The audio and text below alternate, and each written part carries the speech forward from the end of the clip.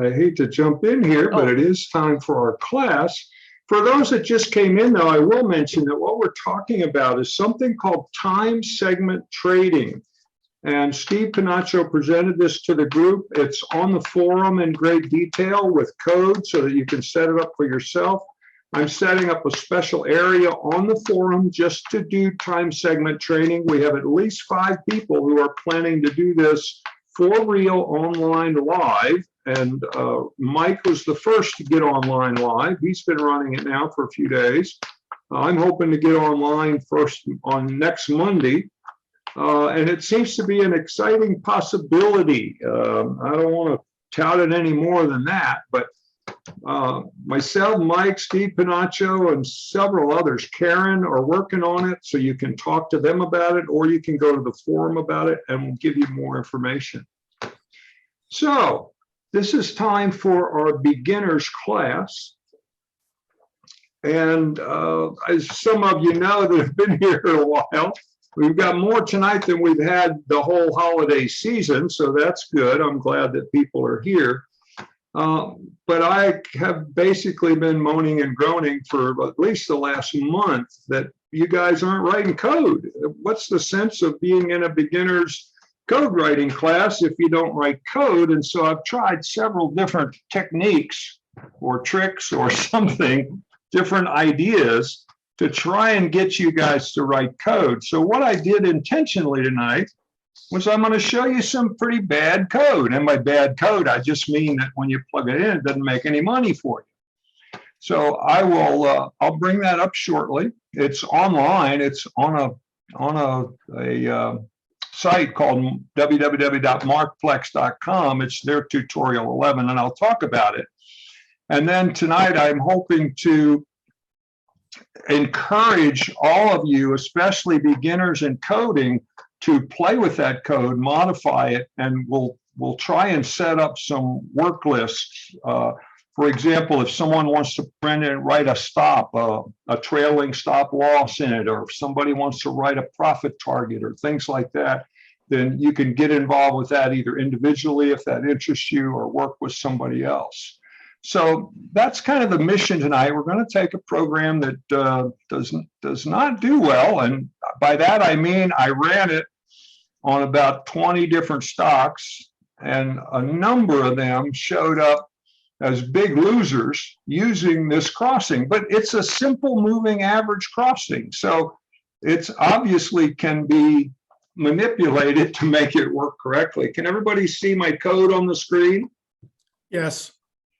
Okay, this is the code as I wrote it and put it online. I didn't write the code. The code was originally written by Markplex. As you see, I give them credit for it right here. And they said, this is a simple moving average strategy. This is for beginners to try this and see what's going on. And this is their disclaimer. They tell you right away, go ahead and work with this strategy, but don't trade on it. You know, it's probably going to be a loser. So I will repeat that disclaimer. And so what I'm going to do, I'm going to walk through the program. There are a couple of things in this program that you can learn and that are probably new, especially if you're a beginner.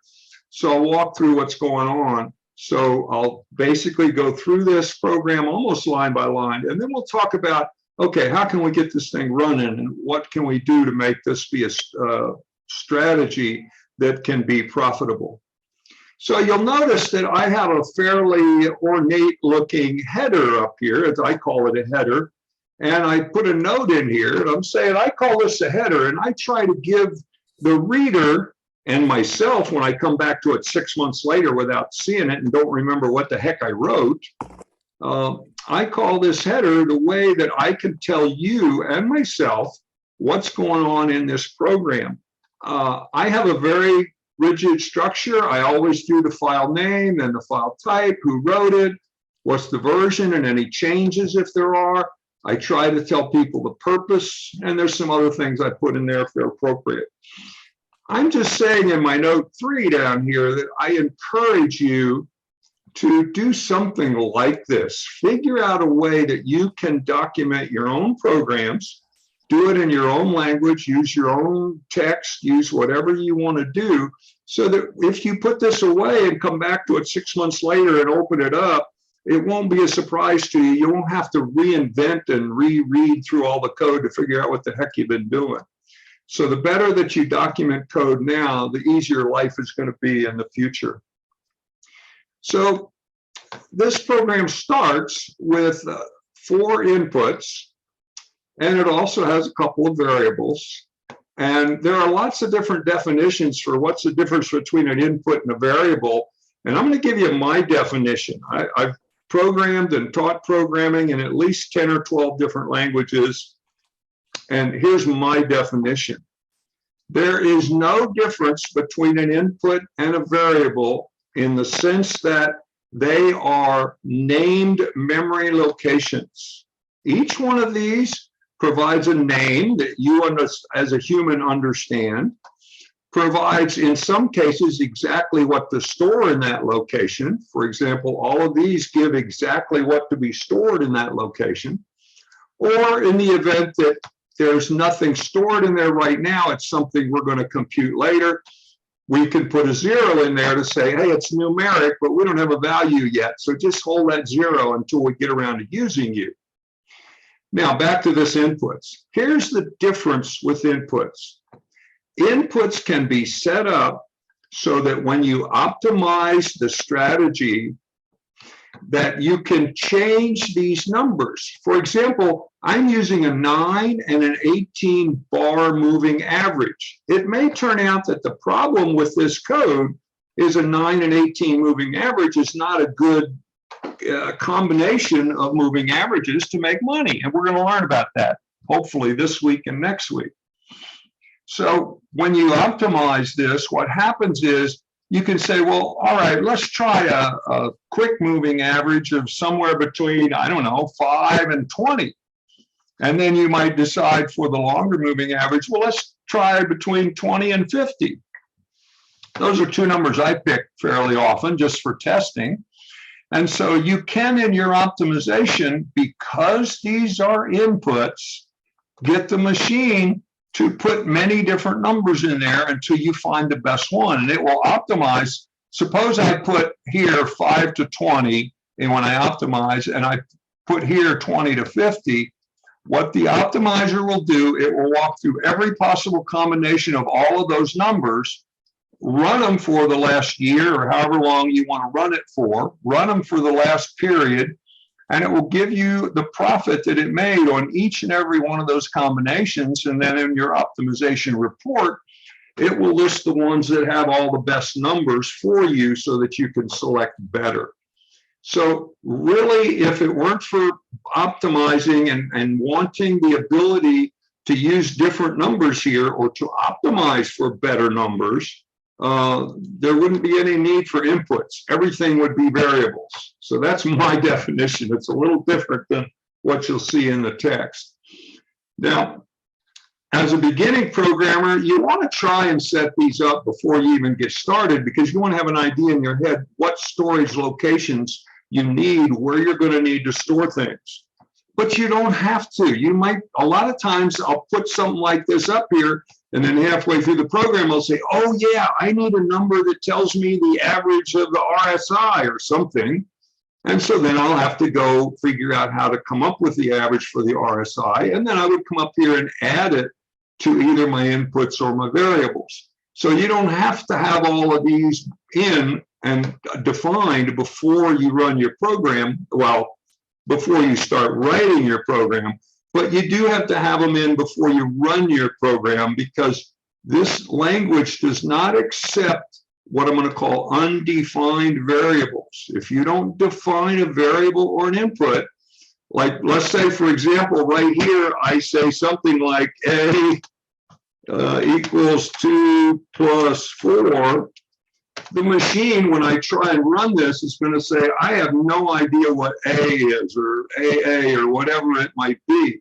So when I try and compile this program, the machine is going to jump right on that and say unknown identifier. If you can see the bottom of my screen, you can see an error message. AA is an unknown identifier. That's because it's not identified up here somewhere. That's the point of that. So eventually you have to have all of these memory locations identified before this program will run correctly. So let's get into the sections of a program. You can divide the program into some very logical sections. The first section should always be your inputs and your variables. The second section should be whatever computations that you feel you're going to have to make for each bar. And since this program uses 2 moving averages, that's what we're going to do. Right here, we're going to compute the 2 moving averages. Notice we call them EXP-AV1 and EXP-AV2. That's short for exponential moving average. And if you want the machine to compute the exponential moving average for you, you don't type average in here in line 42, you type in X average. And of course, when you say you want an average, the machine then needs, in parentheses, 2 things that are required for it to do its job. One, what are you averaging? You could average price, and by price, I'm saying up here, well, for now, I want to average the close. I might later find out that I want to average the lows or the highs or the opens or some silly thing. But basically, you tell it here what you want to average, and then, of course, a comma, and then what the length of your average is going to be. And since I want to optimize these later, you'll see that I put 9 and 18 in here for the length of the moving averages.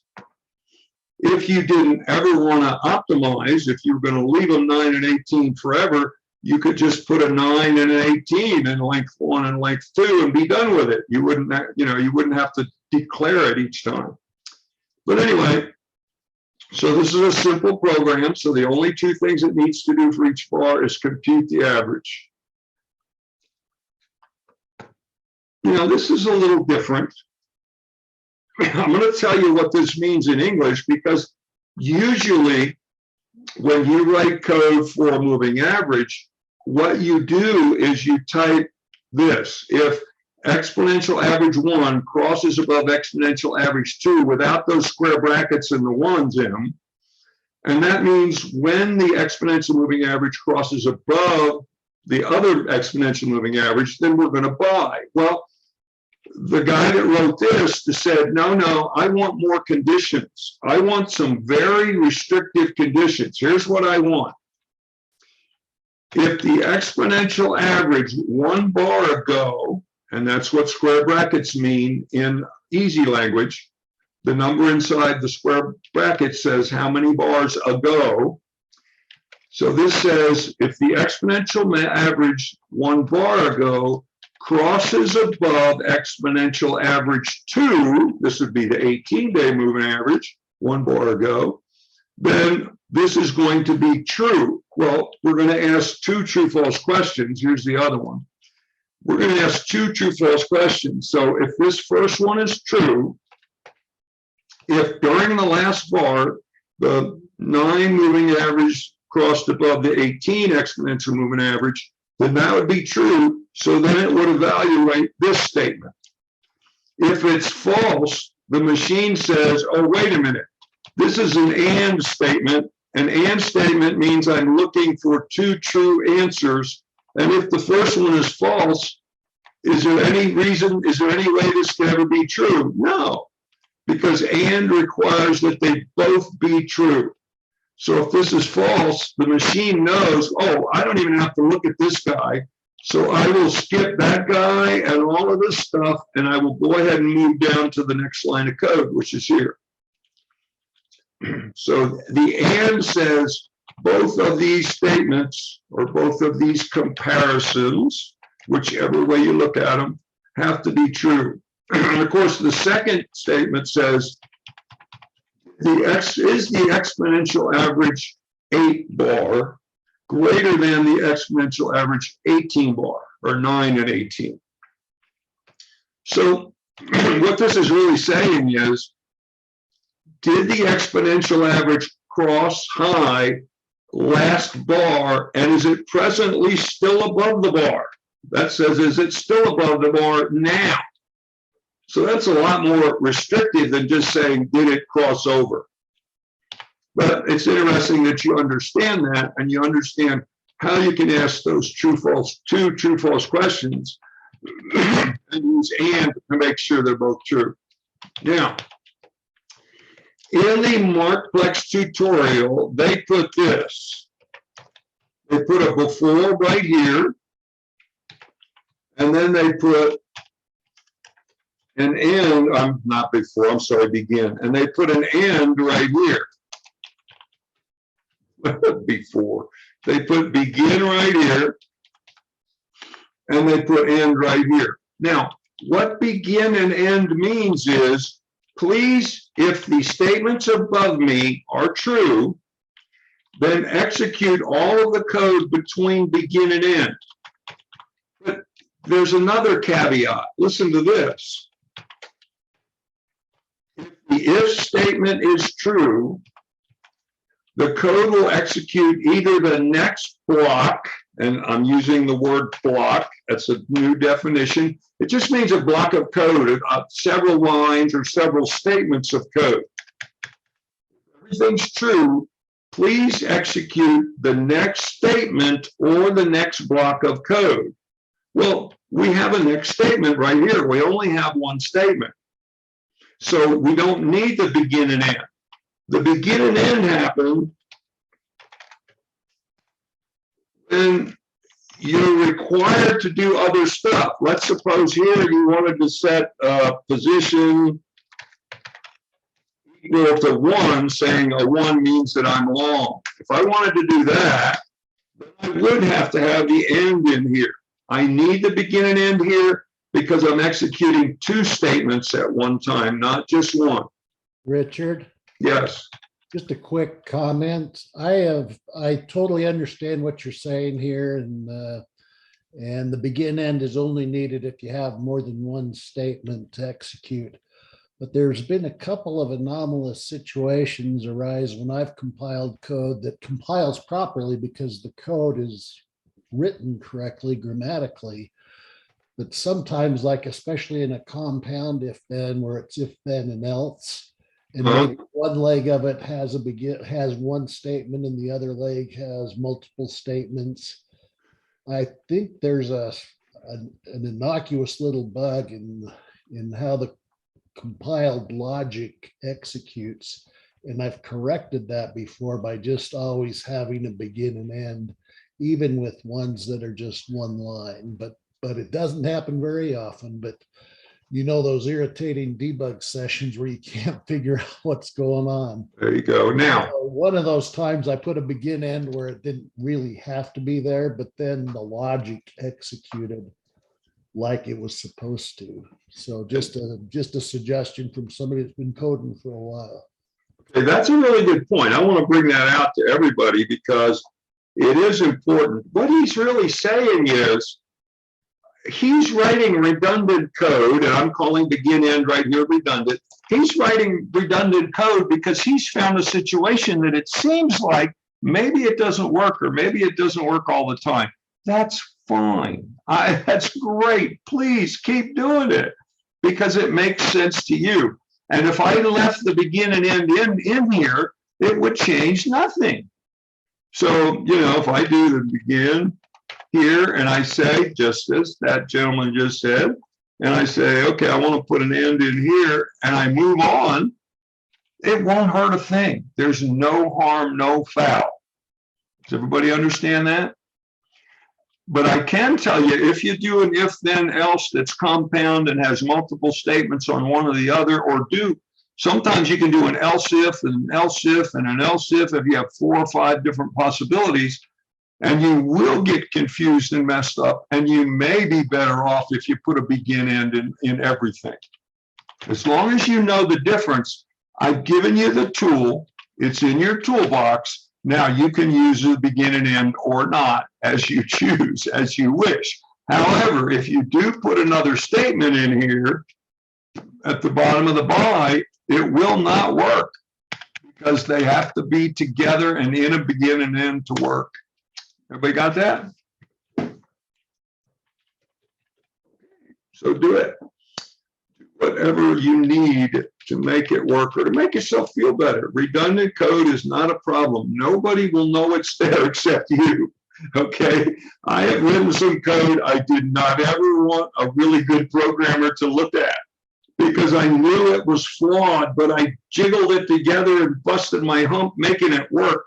And the code looked crappy, but it worked. And I said, hey, shut up, it works. I'm not going to do anything with it.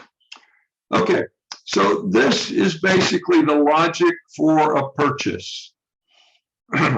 If there was a cross in the previous bar, and it's still above that cross line or above the moving average, then buy. And of course, here's the opposite of that. If the average 1 crosses below average 2, last bar, and this bar, it's still below, then go ahead and do a sale. Go ahead and do a short sale. So that's simple. That should be no problem. Now, I want to talk about, I want to show you this guy in the code before we even fool with it. Let's, oh, wait a minute. I got to make sure I can get the code back. This is Markplex tutorial 11. Let me go to the chart. This is for something else that I'm going to do tonight, but I will go ahead and put the Markplex strategy in here. I'm going to insert the strategy and then, oops, Markplex. Oh, I didn't get it running, so I have to go back and hit F3 to check the code. Hang on a second.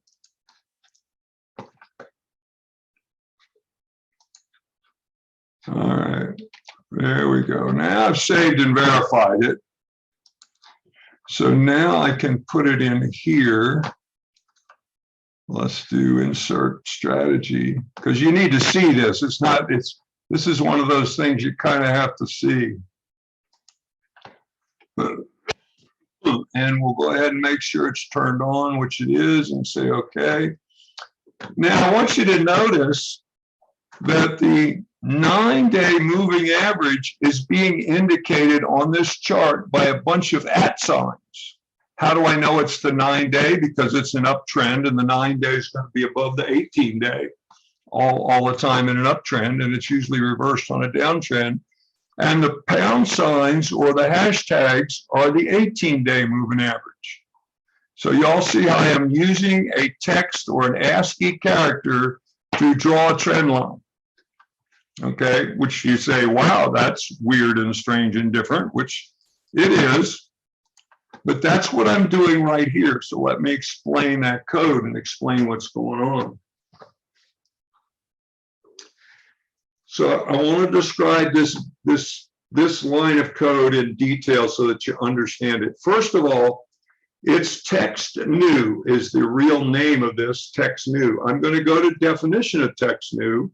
And the way you do that is you left click on anything that's blue, and then you can go see what's the difference and how does it work. So this text new, and I'm not going to go into all the details because I'll show you here in a second. It basically says if you want to print text on the screen, you need to say text new. You need to give it what bar you want it to print at. You need to know what's the bar time of where you want to print it at. You need to know at what vertical height you want to print it at. And here it's using price as an example. And then finally, you put what you want to print. In this example, they want to print the words my text. So that's how text new works. If you know how to work it, you can then say value 1 equals text new. Now, value 1 for your purposes is a dummy variable. You're not going to do anything with it except you need to tell it in the next line which text that you just printed you want to be painted what color. So it needs to know, because you'll see I'm setting the color blue for one of the trend lines, and I'm setting the color magenta for the other trend line. For the 9-day moving average, I'm using the @ sign. For the 18-day moving average, I'm using the pound sign. So I need a way to differentiate these two. So what happens is when this says text new, it says, okay, go to the text new place. Go to where the code deep in the bowels of this machine is. Find the text new function. Okay, you got it? Now, go to this bar at today's date. Go to the bar at right now's time, because I didn't say like date, bracket 1, bracket yesterday. This would print it on yesterday's bar. This would print it on the time 2 times ago, whatever minutes or hours you're in. So you can have this go backwards if you want to, but most of the time you print it there. This says, here's what I want you to print, which is the 8-day moving average. And rather than print the number, the text I want you to print is the @ sign. Okay, so I've done that, and once it's done with that, it says, oh, by the way, give this @ sign a value, and it's going to be 1 when it's the first @ sign. It's going to be 2 when it's the second @ sign. It's going to be 486 when it's the 486th @ sign. Get the idea? So this next says, okay, we want to turn the color of this text to magenta. But if there are more than one objects on this screen, I'm going to get confused. So you got to tell me which one. If this is the 486th @ sign, then value 1 is going to be 486 because this set it to 486. Does everybody understand that? And, okay, when I say that, it just means if you don't understand it or want me to say, repeat something or say something differently, let me know. Feel free to jump in. But I hope that's a pretty clear definition. I made the next value, value 99, to emphasize just to you today that value 1 through value 99 are what are called built-in pre-declared variables. You don't have to declare them up top. You'll notice that up top, I got them declared nowhere. You never have to declare them. And so down here, I just said, hey, pick a number, call it value 99, and the machine understands that. It now saves it in a memory location called value 99. So any number that you picked, I could have just said value 3, something or other. You can't do a space in there. You got to put it, you got to give it a number from 1 to 99. But you can pick any number from 1 to 99, and it will assign that and take care of the numbering for you. If you're not going to color this, you could, in theory, erase all that, and it would be fine. If you're just going to accept the default color that the machine's going to use, then you wouldn't need the 99 because you're not coloring it, so you're not going to have this statement that it needs to differentiate what am I going to color. Does everybody understand that? So here's the deal. I'm going to dump this for now. I'm going to go back to, let me get rid of all these RSIs. I'm going to give a presentation later this evening where I need all of these. So let me disable these guys for now, just so they're no, whoops, so that they're not cluttering up the code. Give me just a second here. Damn it. I've got a fast clicky finger tonight. It's clicking before I actually want to. All right, got rid of RSI. Got rid of RSIH. Got rid of RCI. Okay, so here is QQQ on daily bars. Pick a stock, anything you want. I kind of like Ford mostly lately because Ford Motor Company has been through a number of good uptrends and good downtrends. in the last year or so. They've really done a good job of being a trending type stock, and you get to see a lot of what's going on. But you can see here we are, left-hand side of the screen. You see a market order on about the 14th or 15th of July. So it obviously bought, and then over here on up in September 20 something, the average crossed below, so it did a short sale around October 20th, around the 20th. The reddish or magenta @ signs moved above the blue hashtags, so we bought 100 shares.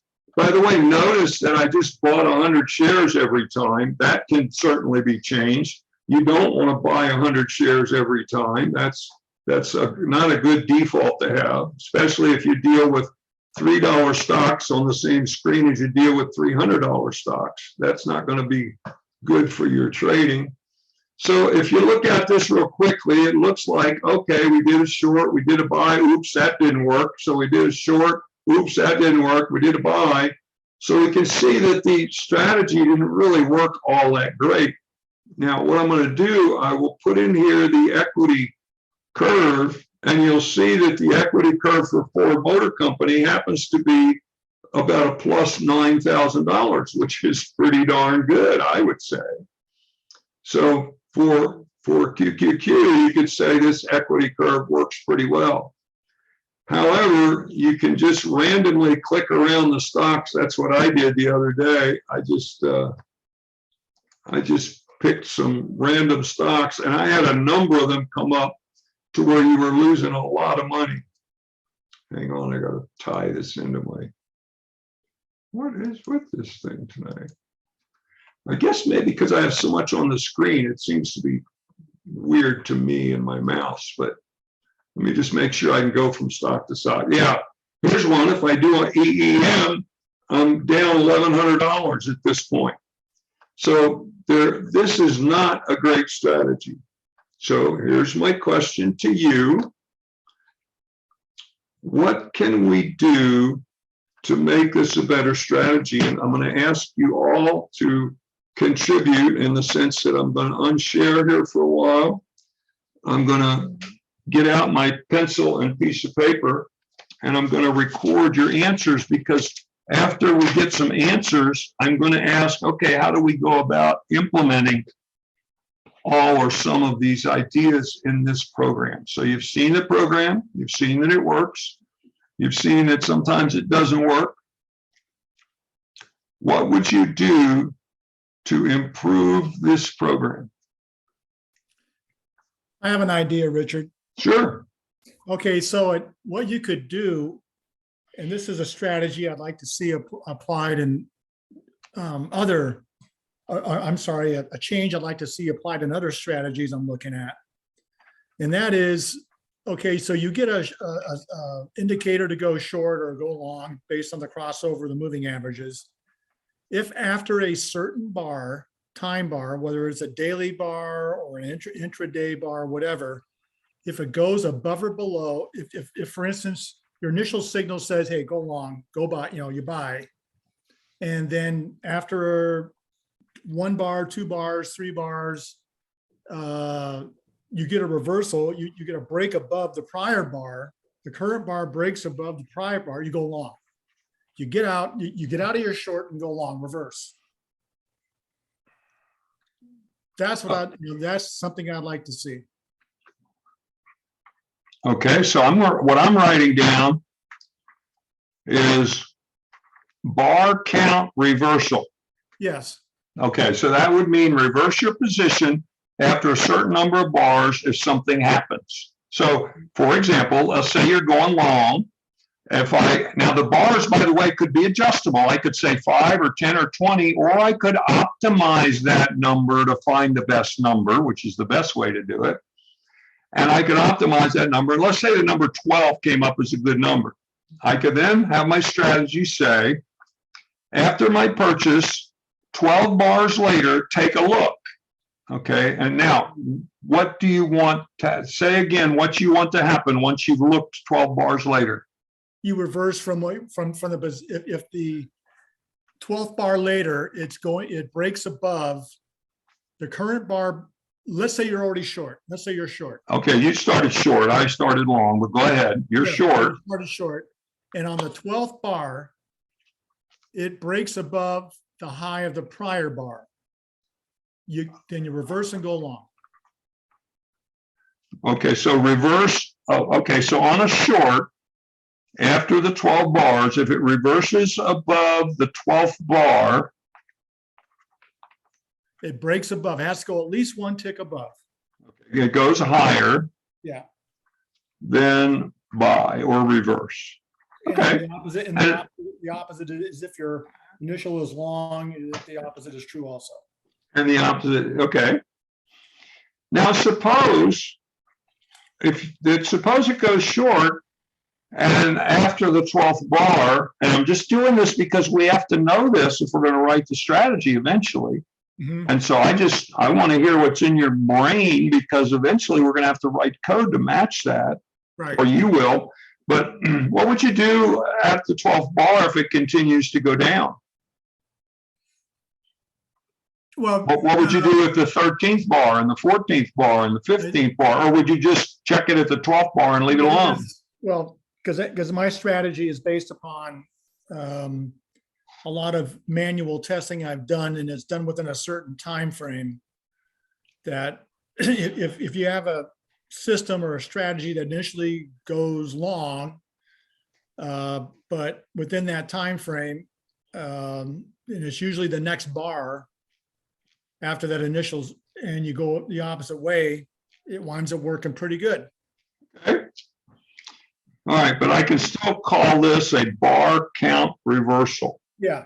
And I think everybody understands that. And if we decided to code that, what I would do, and I'm just thinking out loud here because I want to get you guys involved. You're not being involved very much when writing code, but if I can get some of you writing code, we can really, I think, make some progress in your learning curve. But if we decide to add that. Is bar count reversal a what do you call it? Established, what's the word I'm looking for? You have terms within the code that you can't change. I mean, there are. Yeah, is there a reserved word for that? Yes. Yeah, is bar count reversal a reserved word? Yes, well, not that word, but there's one that does that. Okay. Do you know what that word is? I'll ask Steve Alexander as soon as he's here. Yeah, he knows all those, and so does Steve Panaccio. He knows all those, and John, no, not John. Well, I don't know. Both Steves know that, and we'll handle that. And you can set it like, you can set it on after any number of bars. Okay, so that's enough to give us the basic idea. Yes, Who's got another idea? Yeah, okay. I gave you my idea. Yeah. We can set a stop loss. There we go. I had already written that one down because I want to make sure somebody get it. And stop losses, and I'll ask you, I would ask you questions like, do you want a stop loss to be a percentage? Do you want it to be a dollar amount? Do you want it to be so many average true range readings? There's about 4 or 5 different ways you can do a stop loss. What would be your preferred way or ways?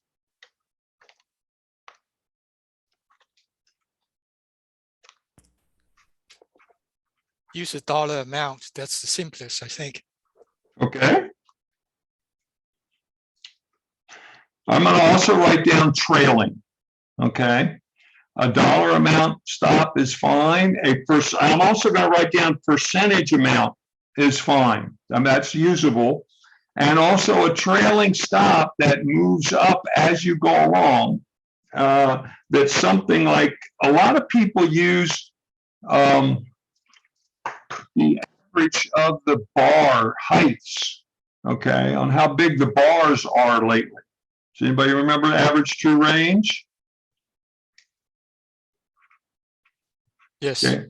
Average true range for beginners it's a function, and you can ask the machine, what's the average true range of the close of the price for the last 10 bars or 20 bars or whatever. And if it gives you a number like 3.2, it'll tell you that it goes up or down. It averages $3.2 during that time frame. So if it's averaging $2 or $3, your stop would be much different than if it was averaging $20 or $30 every bar. So average true range would give you a number that's more in proportion to what the range of the recent bars are, so that you wouldn't go cuckoo and have a range that's way too small or way too big, and you'd stop yourself out too easily. So what I wrote down was a stop loss with 4 different possibilities: a trailing, the money stop loss, a percentage stop loss, or use something of volatility like average true range. Got it. So that gives us enough. We could work on that. Give me another way that we could improve this graph or this chart, this strategy.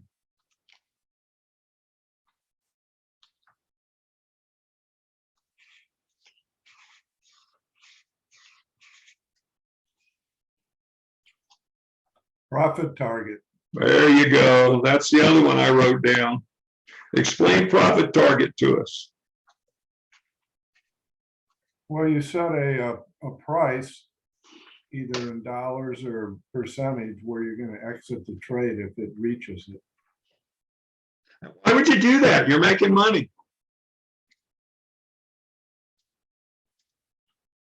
I mean, how would you write the code? No. Why would you stop the money flow when you all of a sudden made $200 or whatever your profit target is? Why wouldn't you leave it alone? Well, one reason you might have optimized the strategy with and without one, and it came out way more profitable if you included a profit target. There you go. That would be probably the main reason. That's a great reason. Another reason is you've studied the stock, and you know that if you make $200 on this particular stock with however many shares you bought, that would be a huge windfall, and the odds of it keeping going in that direction would be really slim. And you want to take your money and run, because if it keeps going up, you can always jump back on again. But if you just sit there and watch it until it turns around and heads back down, you're going to really be mad as you're losing money every time it goes down. That's another motivation. You can do the I won't beat myself up later move, which is kind of what profit targets are. What else?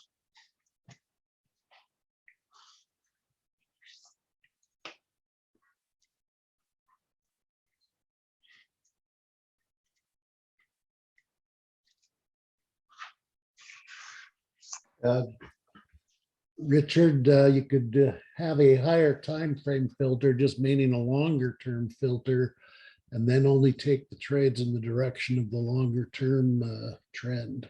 Okay.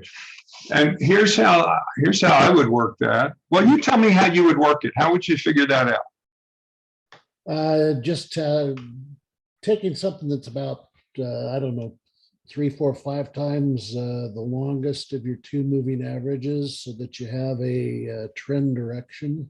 That's one way to do it. That's exactly what I was going to say, something very similar. Let's say you run with a 20 and a 50-day moving average.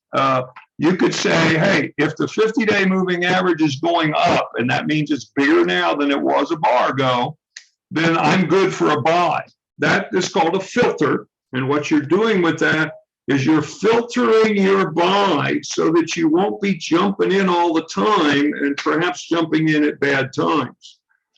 If you continually jump into buys while your 50-day moving average is going down, guess what I think your balance is going to be at the end of the month? It's going to be less, and less the month after that, and less the month after that. So if you're going to fight the moving average for no particular reason, you're probably going to lose. So yes, to throw, and this is called a filter, to throw in a filter that would say, hey, I'm only going to buy if this moving average is going up, and I'm only going to sell if this moving average is going down. That keeps you out of a lot of the choppy markets where the market's kind of going up and down, up and down, up and down, and there's lots of crosses between the moving averages. That'll keep you out of those kinds of trades quite a bit.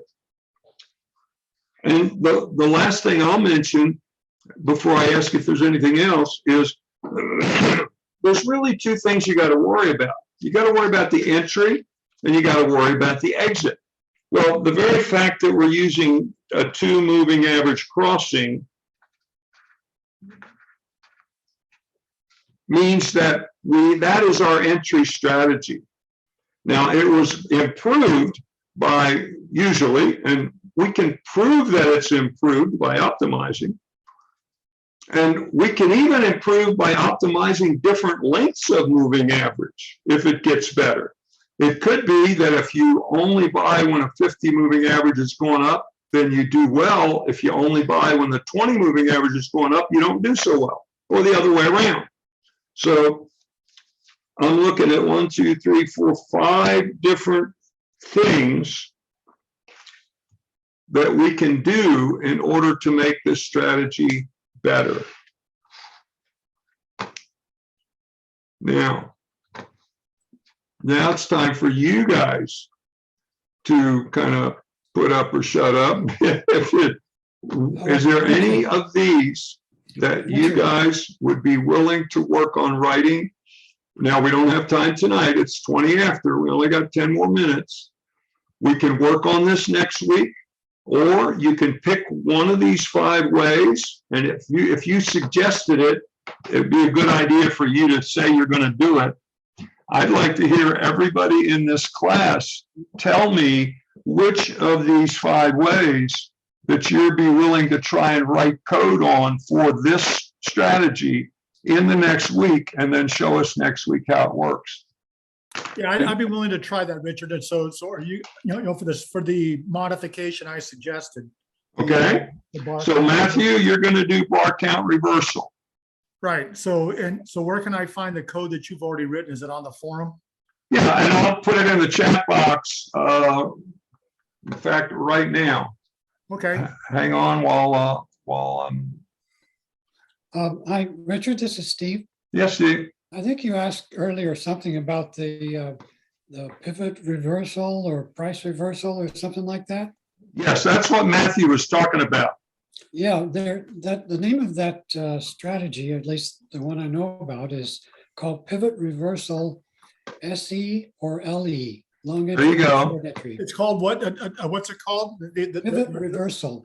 Pivot reversal. That's the reserved word. Yeah, No, it's a that's the strategy. name of it. Yeah, it's the name of the strategy. So just look it up under in easy language. And Okay. it's pretty straightforward, but that may help you. Okay. Pivot reversal. Okay. So that's in the dictionary of these of easy language, right? Try and open that up as a strategy. Yeah, it's not in the Oh, I see. dictionary. Okay, It's, okay. it's just a strategy. Okay. And it's called pivot reversal SE or pivot reversal LE, meaning short entry or long entry. So if you were long, you would want the SE one. And if Yeah. you So were one's for you'd short, want the one's for LE. long. Is that right? Yeah. Okay. So just look it up. It's a pretty straightforward, simple thing, pretty easy to work with. Okay. Well, I'll give it a shot. Okay.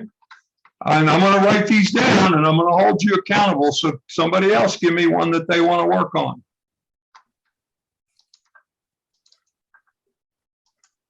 I'll write the profit target. Okay, so Perry is going to write the profit target. And by the way, different people can write the same thing. If you want to write somebody else already said it, you're allowed to pick it. And I just put the Marprex tutorial 11, the program that we talked about tonight. I just sent it to the chat box, so you can now just click on it and download it. I got it. So we got Pat, Peter, Bill, Richard S. Who wants to give me what they want to write this week?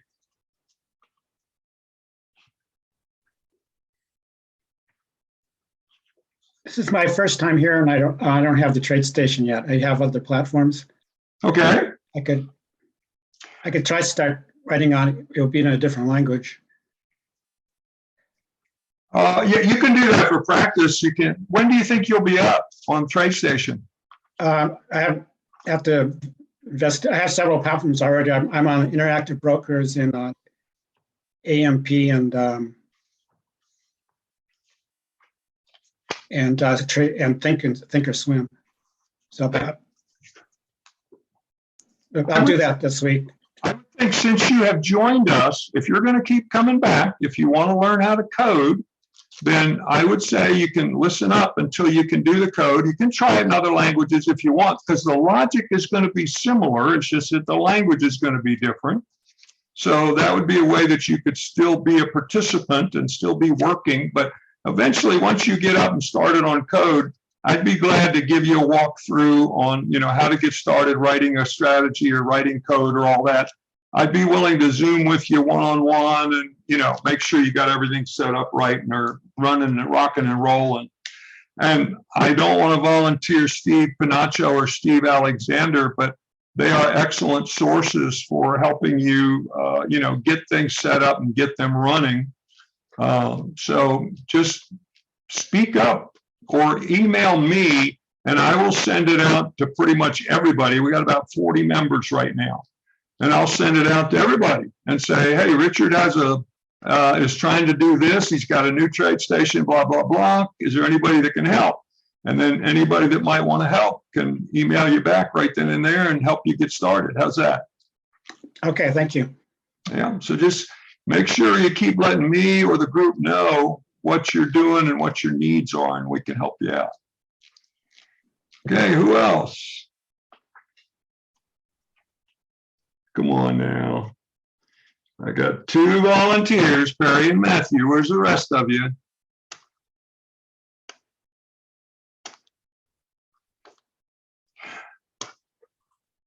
All right, can I ask you to at least think about this, look at the code, see what you can do. If you can't do the code, if you don't feel like you can jump into the code, do you think you could write down in English what steps you would have to take to add some of this code to that strategy?